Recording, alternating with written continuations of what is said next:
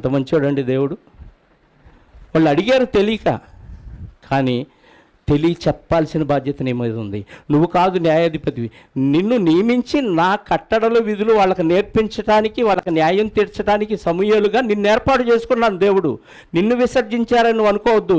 వాళ్ళు నా పరిపాలనను తిరస్కరించారు. అంటే దేవుడు పరిపాలిస్తుంటే దేవుడి పరిపాలనను తిరస్కరించారంటే ఎంత దౌర్భాగ్యులో చెప్పండి.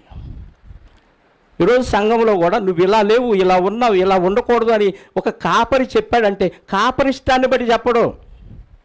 దేవుని వాక్యములో ఉన్నట్టుగా నువ్వు లేవు కాబట్టి కాపరి గద్దించాడంటే ఆయన నన్ను తిట్టాడని ఎవరన్నా అనుకుంటే వాళ్ళు బుద్ధిహీనులు.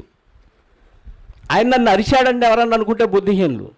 సమూయేలు గారు న్యాయం తీస్తే సమూయేలు గారి సొంత నిర్ణయం అది, దేవుడి నిర్ణయమా? నువ్వు వాక్యానుసారంగా ఇలా లేవు, ఇలా ఉండకూడదు అని వాక్యాన్ని బట్టి చెబుతాడు. దానికి ఆయన